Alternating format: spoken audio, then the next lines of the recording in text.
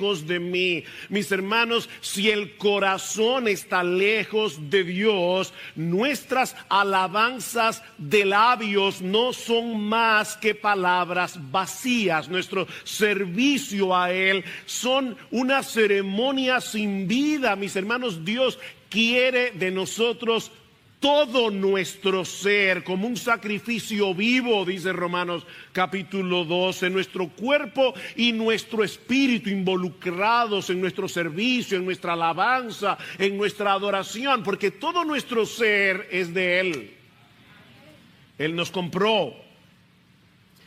Esa es una de las enseñanzas clave que encontramos en el pasaje de Ageo que vamos a considerar en la mañana de hoy. Pero por amor a aquellos que nos visitan, permítanme tomar unos breves minutos para poner esta historia en su contexto. En el año 586 antes de Cristo, los babilonios destruyeron la ciudad de Jerusalén, destruyeron el templo que Salomón había construido y se llevaron cautivos a un gran número de israelitas a Babilonia. Pero tal como Dios había profetizado en el libro de Daniel, unos años más tarde los persas conquistaron a los babilonios.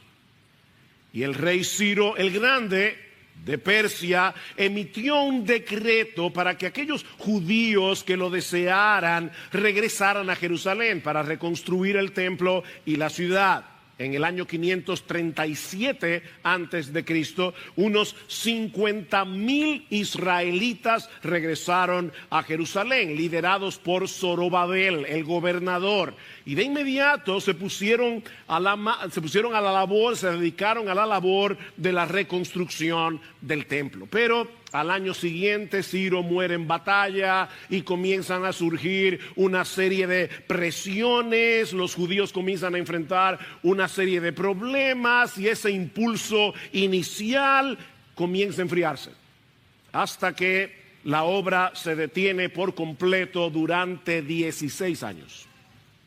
Es en ese contexto que Dios les envía al profeta Ageo en el año 520 antes de Cristo, que los exhorta a arrepentirse, que los exhorta a poner sus prioridades en orden, a salir de esa apatía espiritual en la cual estaban sumidos. Todo el pueblo reacciona al mensaje de la palabra y de inmediato reinician el proyecto de reconstrucción. Pero al llegar al versículo 10 del capítulo 2, la porción del pasaje que nos toca predicar en esta mañana, nos damos cuenta que todavía las cosas no estaban caminando bien. Por lo que Dios les envía de nuevo su palabra por medio de Ageo. Dice en el versículo 10, el día 24 del mes noveno, que en nuestro calendario equivale al 18 de diciembre. Marquen esa fecha. Este mensaje de Ageo, recuerden, Ageo tuvo varios mensajes desde el mes de agosto hasta este último, el 18 de diciembre del año 520 antes de Cristo. Tal parece que algunos de estos israelitas estaban suponiendo que todo iba marchando bien por el hecho de ellos haber comenzado la reconstrucción del templo. Pero lo cierto es, mis hermanos, que no todo estaba bien. Había un problema en el corazón que no estaba del todo resuelto. Por eso alguien decía que el corazón del problema es el problema del corazón. Ellos habían reiniciado la obra, pero todavía había un problema. La mera reconstrucción del templo, por importante que esto fuera, no implicaba necesariamente un verdadero arrepentimiento de corazón por la forma como ellos habían relegado a Dios a un segundo plano por casi 16 años. Y es por eso que lo primero que hace Ageo, o para ser más precisos teológicamente, lo primero que hace Dios, no olviden que esto es un mensaje de Dios por medio de su profeta, lo primero que hace Dios por medio de Ageo es llamarlos a considerar seriamente la condición de sus corazones. Vean una vez más el versículo 10. El día 24 del mes noveno, en el año segundo de Darío, vino la palabra del Señor al profeta Ageo diciendo: así dice el Señor de los ejércitos, pide ahora instrucción a los sacerdotes. Y me llama la atención que no dice pidan, dice pide tú. Esto es un mensaje muy personal. Tú, miembro de Iglesia Bíblica del Señor Jesucristo, este mensaje es para ti. Olvídate de tu hermano que está al lado tuyo. Este mensaje es para ti. Pide ahora instrucción. Si alguno lleva carne consagrada en la falda de su vestidura y toca con su falda pan, alimento cocido, vino, aceite o cualquier otro alimento, ¿quedará consagrado? Y los sacerdotes respondieron y dijeron no. Y dijo Ageo: y si alguno inmundo por el contacto con un cadáver, esto es una ley levítica, toca cualquiera de estas cosas, ¿quedará inmunda? Respondieron los sacerdotes y dijeron sí, quedará inmunda. En el Antiguo Testamento, los sacerdotes tenían la responsabilidad de instruir al pueblo sobre los diversos aspectos morales, civiles y ceremoniales de la ley de Dios. Así que Dios le ordena al pueblo que consultaran con los sacerdotes sobre las implicaciones de algunas de las leyes relacionadas con la impureza ceremonial, sobre todo en el libro de Levítico. Y yo sé, mis hermanos, que para nosotros esto es hoy algo extraño. Nosotros no solemos pensar en esas categorías de puro o impuro ceremonialmente hablando. Nosotros vamos a un funeral y si es una persona amada, tocamos el féretro, tocamos el cadáver y eso no nos vuelve impuros ceremonialmente. Pero eso no era así en el Antiguo Testamento. Cuando un judío tocaba un cadáver, cuando un judío tocaba algo inmundo, quedaba ceremonialmente impuro. Y lo que eso quiere decir es que por un tiempo ese judío no podía participar libremente del culto público en el templo. Esa es la idea de una impureza ceremonial. Es en ese contexto que ahora Dios le dice: pregúntale al sacerdote qué pasaría si él llevara en la falda de su manto, como era la costumbre, una carne que había sido consagrada y ahora toca algún otro tipo de alimento, pan, aceite, vino o otro pedazo de carne. ¿Eso haría que ese otro alimento quedara consagrado? Y el sacerdote responde correctamente: no, eso no se pega. La consagración no se pega. Pero ¿qué pasa si es al revés? Pregunta a Dios. Que alguien en estado de impureza ceremonial, tal vez por haber tocado a un cadáver, tocara cualquiera de esas cosas, pan, aceite, cualquier alimento. En ese caso, el alimento quedaría inmundo, y los sacerdotes entonces correctamente responden que sí. El principio, mis hermanos, que está detrás de estas leyes ceremoniales es muy simple. La santidad no se pega, pero la impureza es altamente contagiosa. La santidad no se pega. La impureza, la inmundicia es altamente contagiosa. Tal vez nos ayude un ejemplo cotidiano. Niños, escúchenme, quiero hacerles una pregunta. Niños jóvenes que están aquí. Imagínate que tú tienes una camisa blanca acabadita de lavar, está totalmente limpia y a ti se te ocurre la brillante idea de usar tu camisa blanca para limpiar una superficie que está manchada de aceite. Y la pregunta es: ¿la blancura y la limpieza de la camisa van a hacer que la mancha desaparezca, o lo que va a suceder es que la mancha va a dañar la camisa? La respuesta es muy obvia, ¿no? La mancha no va a desaparecer, la camisa quedará manchada. Otro ejemplo.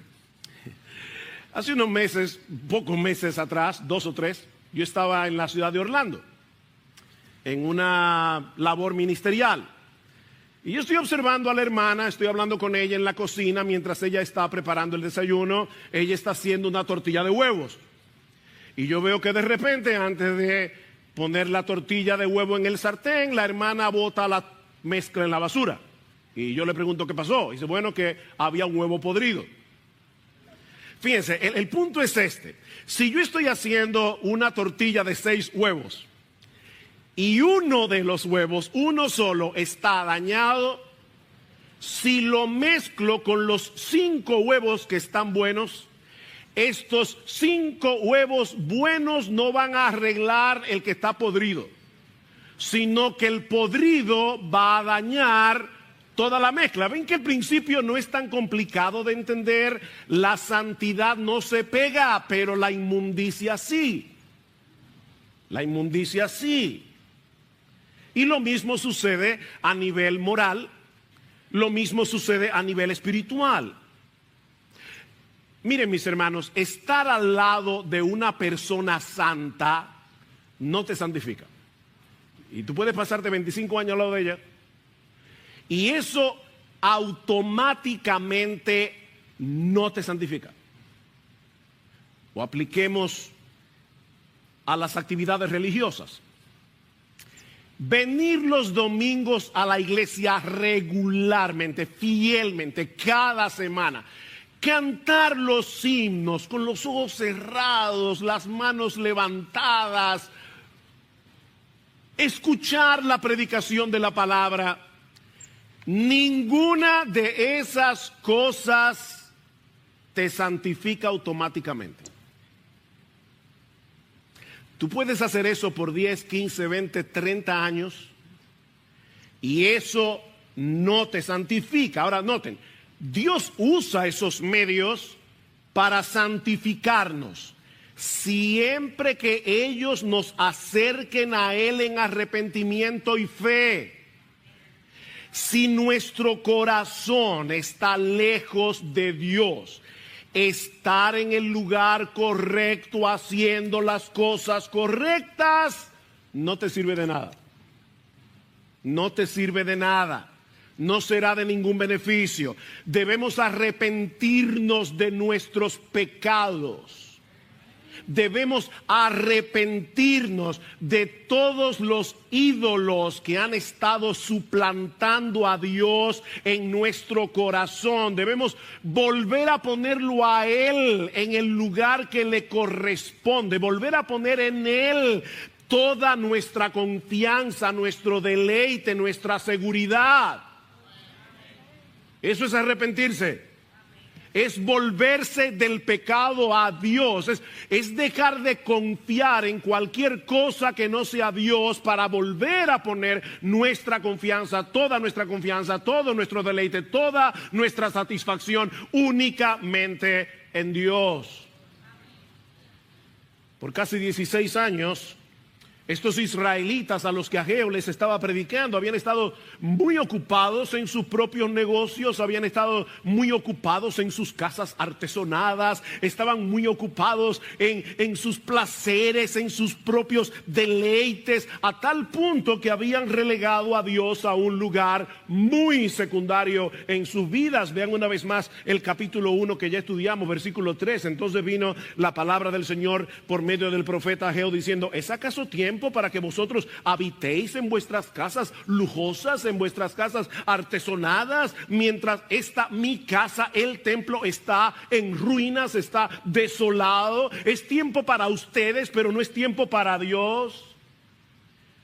Y aunque ellos habían comenzado a reedificar el templo, mis hermanos, eso no necesariamente implicaba que todo el pueblo estaba consciente de lo mucho que se habían alejado de su comunión con Dios. No estaban tan conscientes de lo trastornadas que estaban sus prioridades. Es por eso que a lo largo de todo el libro nosotros vemos una y otra vez el llamado de Dios a considerar. Capítulo 1, versículo 5. Ahora pues, así dice el Señor de los ejércitos, considerad bien vuestros caminos. Dios no quiere de nosotros un activismo irreflexivo. Versículo 7, así dice el Señor de los ejércitos, considerad bien vuestros caminos. Versículo 15 del capítulo 2, ahora pues, considerad bien esto de hoy en adelante, versículo 18, pero considerad bien esto desde hoy en adelante, y al final del versículo 18, considerad bien. Es insistente. Deténganse a pensar, examinen sus corazones.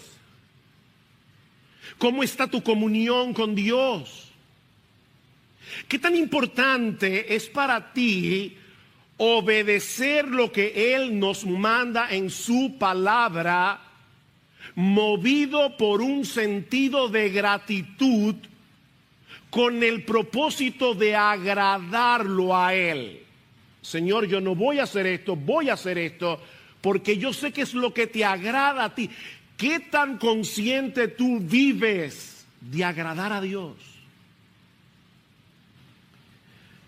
Mira, mi hermano, mi hermana, no vivas tu vida cristiana en automático. No vivas tu vida cristiana haciendo por inercia lo que se supone que todo creyente debe hacer. Ahora voy a leer mi Biblia, ahora voy a orar, ahora voy a venir a la iglesia, ahora voy a cantar, ahora me voy a involucrar. Nosotros hemos estado hablando de involucrarnos en los diferentes ministerios, y el más importante ahora mismo es cuna, corral, en la escuela dominical. Eso es importante, pero no lo hagas por inercia. No lo hagas en automático, porque ninguna, óyeme bien mi hermano, ninguna de esas actividades religiosas son un fin en sí misma. Dios usa todas esas cosas para que nos acerquemos a Él. La mera reconstrucción del templo no servía para nada sin un verdadero arrepentimiento. Más bien, Dios le dice, ustedes están profanando lo que están haciendo porque no hay en vosotros un arrepentimiento de corazón. Vean el versículo 14. Ahora viene la aplicación de Ageo. En su época, entonces volvió a hablar a Ageo y dijo, así es este pueblo y así es esta nación delante de mí, declara el Señor, y así es toda obra de sus manos, y lo que aquí ofrecen inmundo es. ¿Se dan cuenta del problema? La mera reconstrucción del templo no servía para nada si ellos no resolvían el corazón del problema. Y el corazón del problema es el problema del corazón. El corazón del problema es el problema del corazón.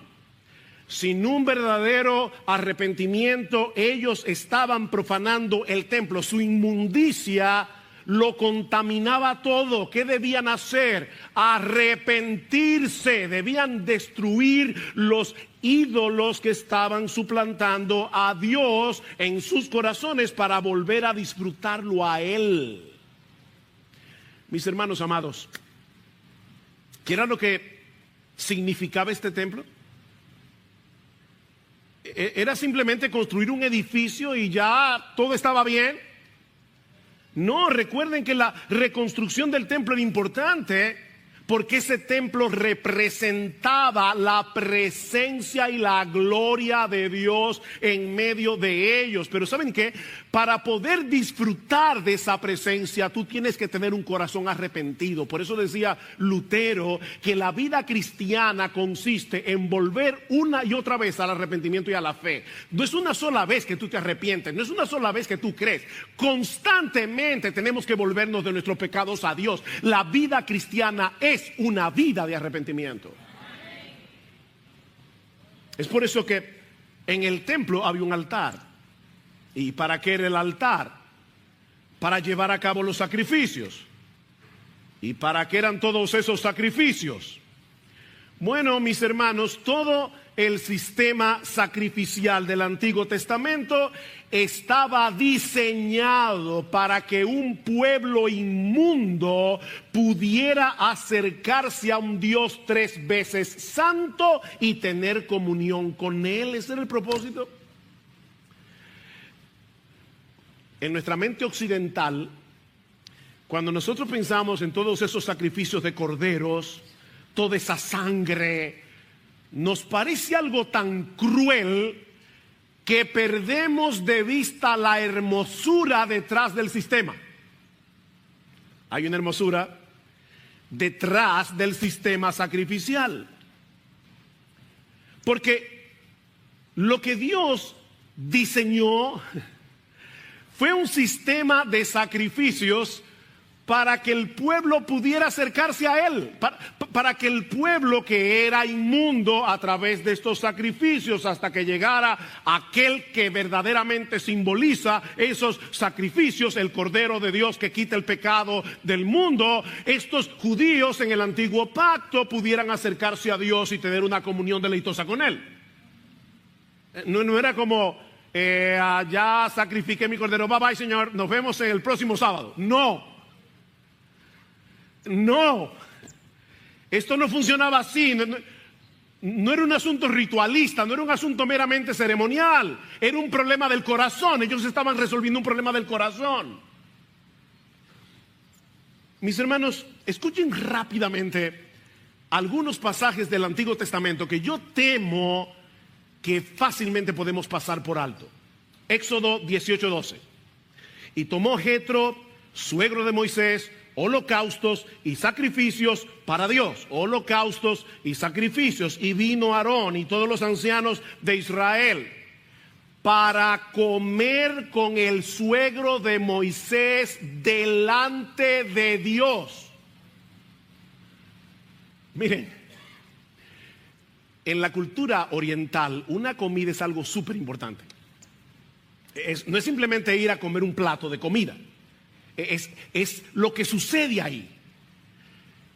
Jetro lleva a cabo este sacrificio y Aarón y Moisés, ¿para qué? Para poder comer delante de Dios.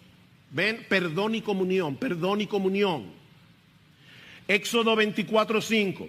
Y envió jóvenes de los hijos de Israel, los cuales ofrecieron holocaustos y becerros como sacrificios de paz al Señor. Y ahora escuchen esto. Y vieron a Dios y comieron y bebieron. Todos estos sacrificios es para que ellos pudieran sentarse a la mesa con Dios, a tener comunión con Él. Un texto más, Deuteronomio 12:6. Y allí llevaréis vuestros holocaustos y vuestros sacrificios y comeréis allí delante de Jehová vuestro Dios y os alegraréis. No era, ya Señor cumplí, mira el cordero, nos vemos. No. Perdón y comunión, perdón y comunión.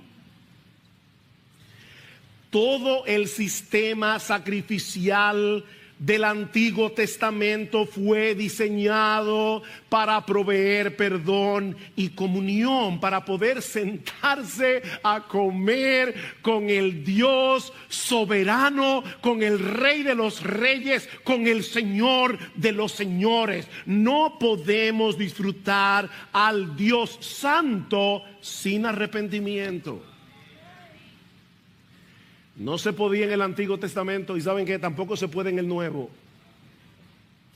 porque es el mismo Dios y son las mismas demandas de santidad.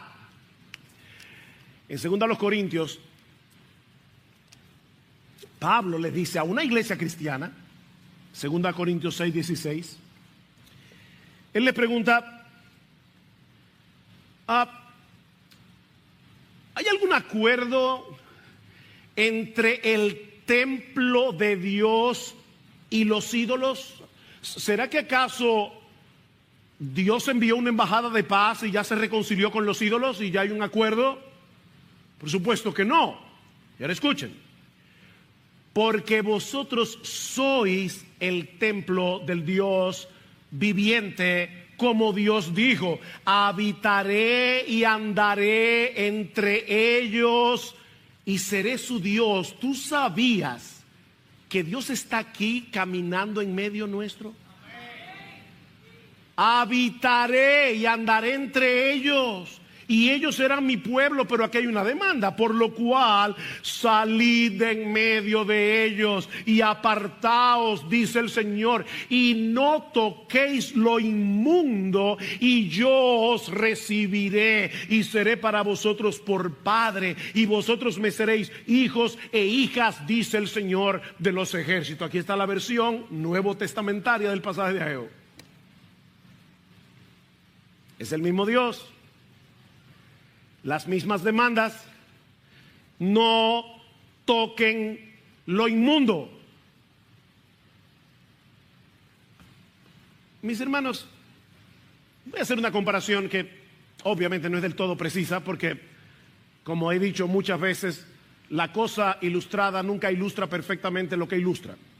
Es una ilustración, valga la redundancia. Tú quieres tener una deleitosa comunión con tu esposa, agrádala. ¿O qué tú pretendes? Que tú la puedes tratar como si fuera cualquier cosa, y entonces después tú quieres que ella esté contigo de risita. Ahora fíjate, ella sigue siendo tu esposa por un pacto que tú hiciste con ella. Ella no deja de ser tu esposa por cómo tú te comportes. Yo estoy hablando, si tú quieres disfrutar de una deleitosa comunión con tu esposa, agrádala. Es fácil de entender, ¿verdad?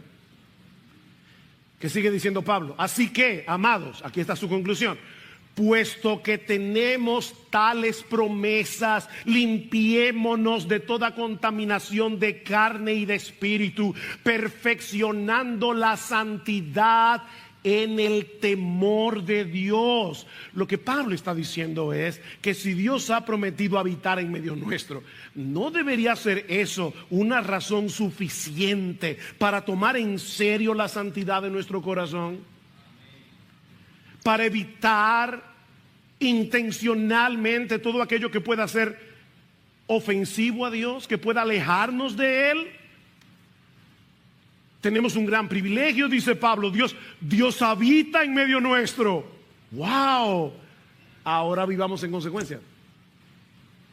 Seamos coherentes. Los israelitas de los días de Ageo preferían disfrutar de sus casas lujosas, no de Dios. No, Dios puede esperar, pero no mi casa, no mis placeres, no mis lujos, no mis deleites, no mi entretenimiento. Dios puede esperar, esto no. Y es por eso que ahora, en la segunda parte del mensaje, aquí va mi segundo encabezado, Dios, a través de Ageo, también llama al pueblo a recordar la profunda insatisfacción que ellos cosecharon como consecuencia de haberlo relegado a él a un lugar muy secundario en sus vidas. Recuerden vuestra insatisfacción, versículo 15.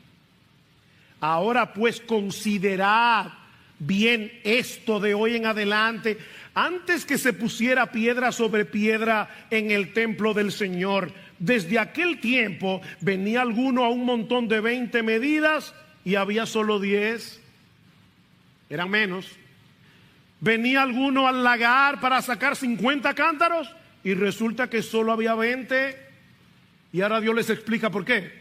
Os herí con viento abrasador, con añublo, con granizo, en toda obra de vuestras manos, pero ninguno de vosotros se volvió a mí, dice el Señor. ¿Ven el punto? No es difícil. Esta parte del mensaje es muy parecida al primero que Ageo predicó en el mes de agosto, 3 meses antes. Noten el versículo 6 del capítulo 1.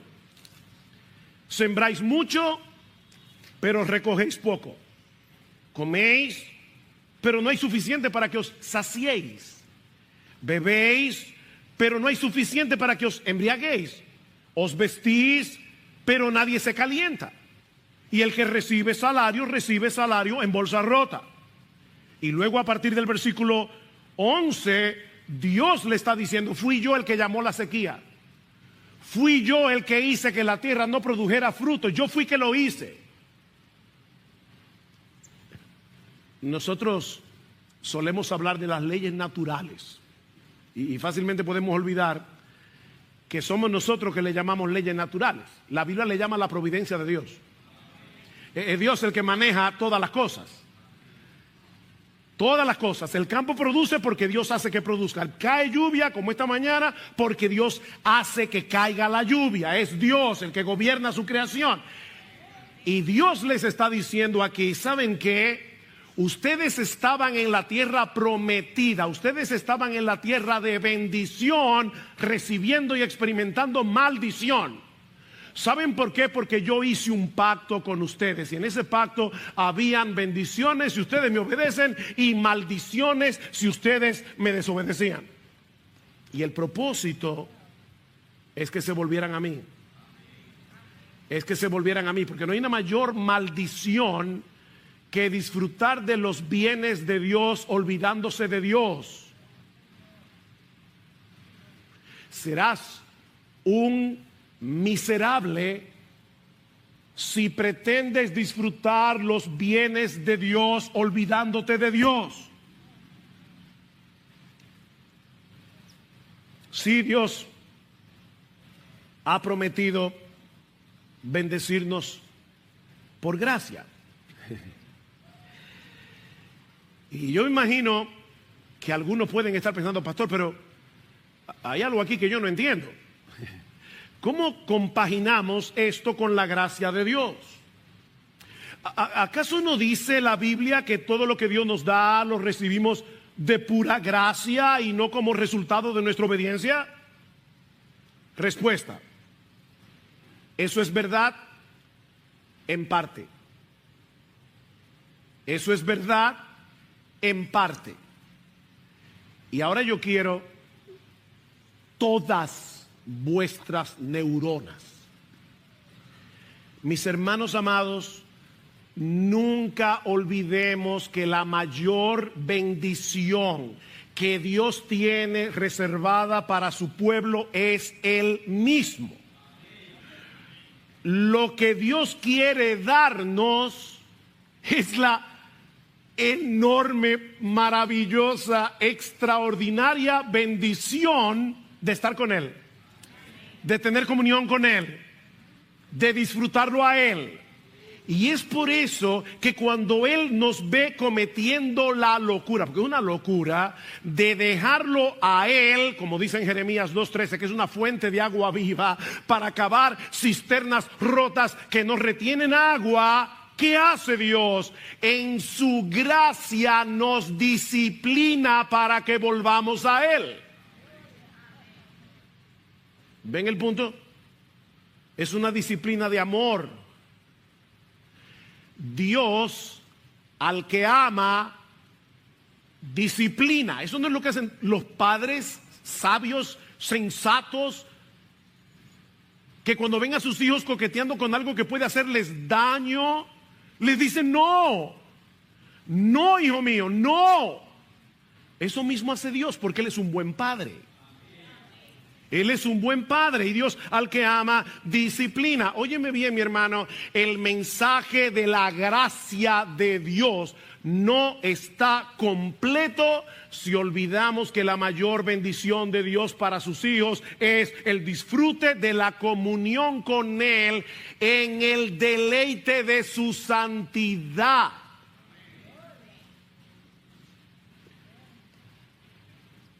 El diablo nos ha vendido la idea de que la ley de Dios es una camisa de fuerza. Es como si Dios fuera un matagozo cósmico, un ser aburrido que está allí en el cielo, procurando de todo corazón que nosotros disfrutemos de su aburrimiento. Así que cada vez que Él nos ve disfrutando demasiado de algo, dice, no, prohibido, prohibido, prohibido. No, ese no es el Dios de la Biblia, ese es el Dios que el diablo quiere poner en tu corazón. El Dios de la Biblia no es un tirano, el Dios de la Biblia es bueno. Y nos ama con un amor inalterable. ¿Qué dice el Salmo 19:8? Los mandamientos de Jehová son rectos y ¿qué producen? Alegran el corazón. alegran el corazón. ¿Qué le dice Cristo a sus discípulos en Juan capítulo 15, versículo 10? Si guardareis mis mandamientos, permaneceréis en mi amor, así como yo he guardado los mandamientos de mi Padre y permanezco en su amor. Y ahora escuchen, estas cosas os he hablado para que mi gozo esté en vosotros y vuestro gozo sea completo. Obedezcan y van a recibir esa bendición.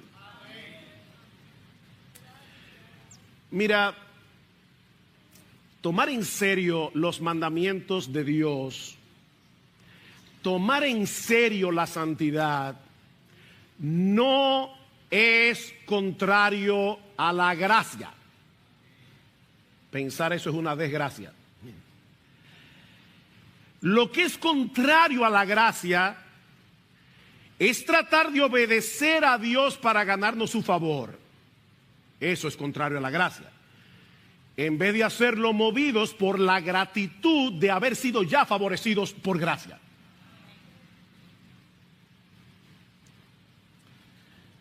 Bryan Chapell, en su libro Santidad por Gracia, y lamento que no esté en español, creo, dice lo siguiente al respecto. Oigan esto. El legalismo hace que los creyentes piensen que Dios los acepta por lo que ellos hacen. El libertinaje hace que los creyentes piensen que a Dios no le importa lo que ellos hacen. Ambos errores tienen terribles consecuencias espirituales. El legalismo y el libertinaje son primo hermanos. Los dos distorsionan a Dios y por lo tanto distorsionan su santidad y el deseo de Dios de que seamos santos porque Él es santo. Sigue diciendo Bryan Chapell: Dios no nos ama porque nosotros lo obedecemos. Olvídense de eso. Dios no nos ama porque nosotros le obedecemos. Pero no podemos conocer las bendiciones de su amor sin la obediencia. Las bendiciones de su amor, el deleite de su amor. Así que, dice Chapell, un enfoque en una gracia que subestima las demandas de obediencias del mismo Cristo niega el conocimiento de Cristo y su intimidad con Él. Eso no es gracia. ¿Qué dice Pablo en Romanos capítulo 6? Ustedes han muerto al pecado. No sigan obedeciendo al pecado. No sigan presentando vuestros cuerpos, vuestros miembros de vuestros cuerpos para servir a la iniquidad. ¿Saben por qué? Porque ya no estáis bajo la ley, sino bajo la gracia. Espérate.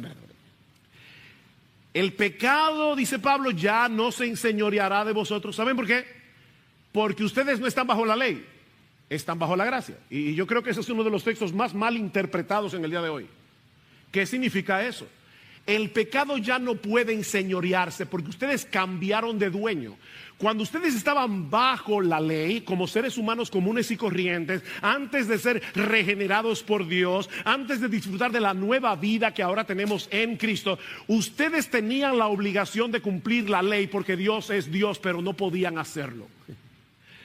Ustedes tenían que obedecer, pero no podían obedecer porque eran esclavos del pecado.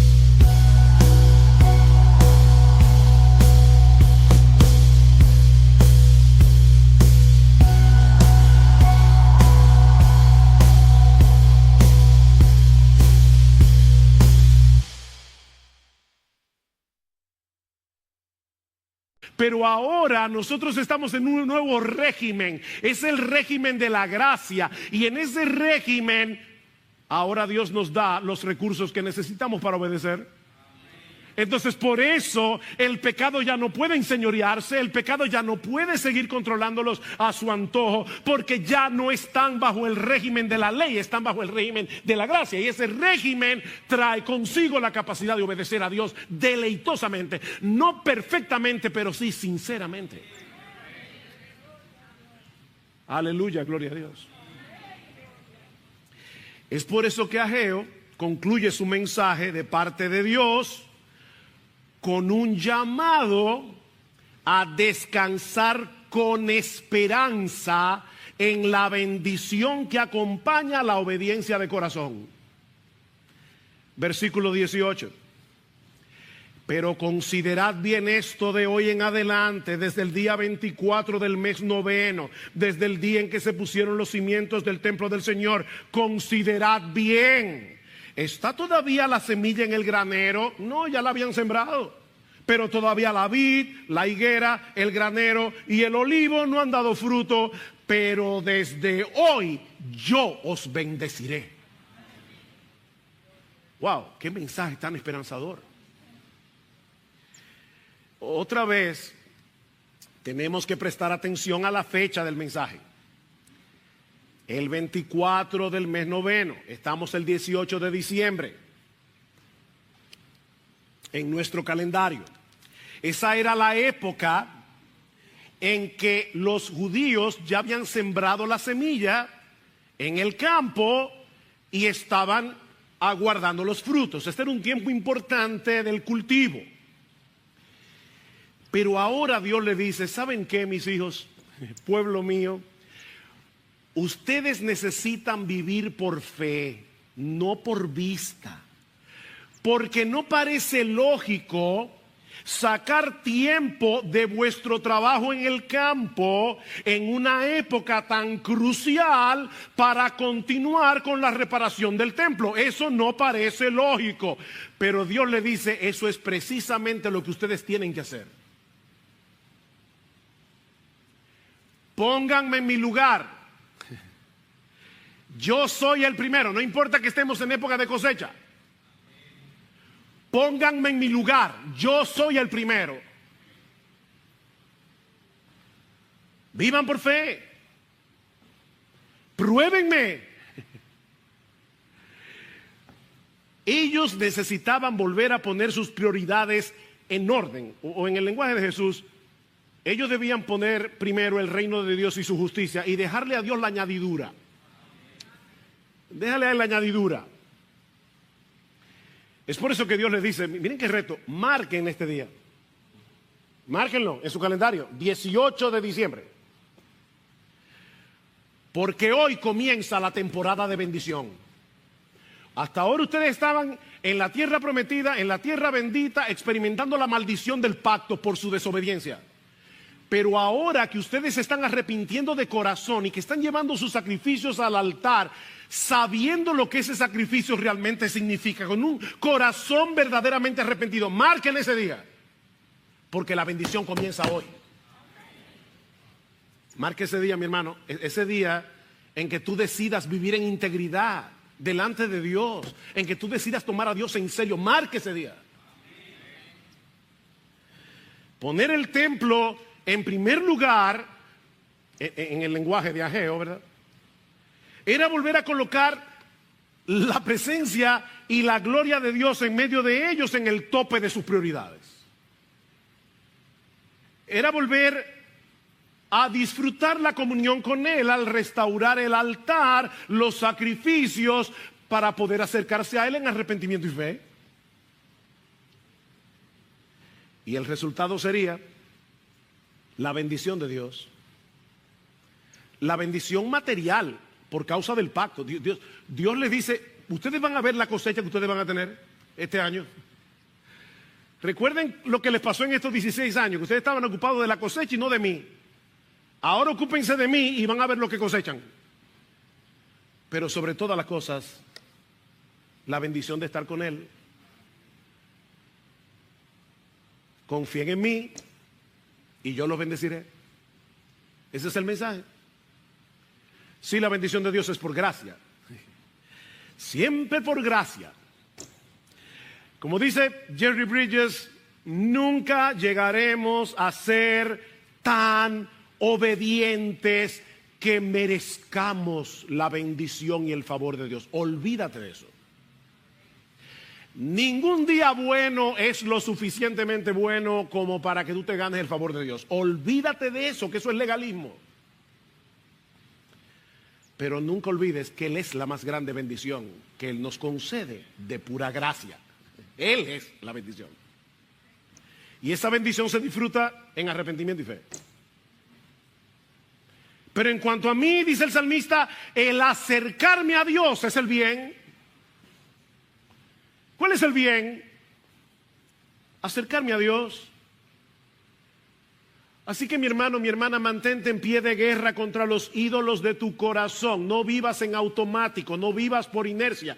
Vive una vida de arrepentimiento y fe, volviéndote continuamente de tus pecados a Dios, y experimentarás la bendición de disfrutar de una comunión cercana y deleitosa con Él, sea que tengas mucho o que tengas poco.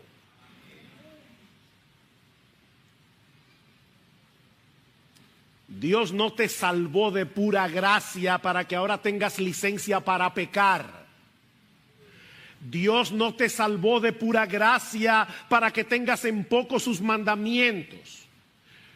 Dios te salvó para que puedas disfrutarlo a Él en la hermosura de su santidad. Una cosa he demandado al Señor, una cosa, una, no dos, no tres, no 10, una sola cosa. Salmo 27:4 he demandado al Señor, que esté yo en la casa del Señor todos los días de mi vida para contemplar la hermosura del Señor y para vivir en su templo. La hermosura del Señor. Dios nos compró al precio de su sangre, no con sacrificios de animales. Dios nos compró a precio de su sangre para que podamos tener comunión con Él. Estaba leyendo que en el año 2019 hay una subasta que se hace todos los años para comer con famosos. ¿Cuánto tú pagarías por comer con un famoso? Bueno, en el año 2016, en una subasta, un tipo estuvo dispuesto a pagar $4.6 millones para comer con Warren Buffett.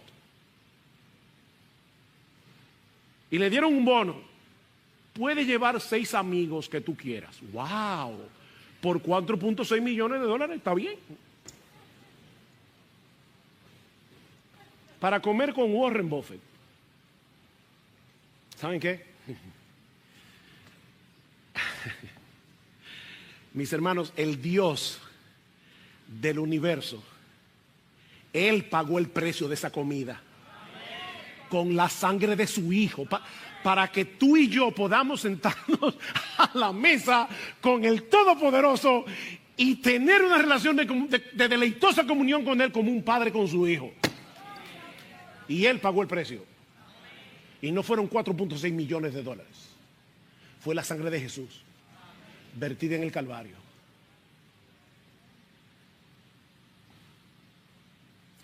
Hay un pasaje en el libro de Zacarías que sucede a la par con el ministerio de Ageo, y eso es importante. Si ustedes van a Zacarías capítulo 1, verán que dice que Zacarías comenzó su ministerio en el 8º mes del año 520, el segundo año de Darío, el mismo año que Ageo está predicando. En el calendario nuestro, Zacarías comienza su ministerio a final de octubre, principio de noviembre. Y Ageo predicó este mensaje ¿cuándo?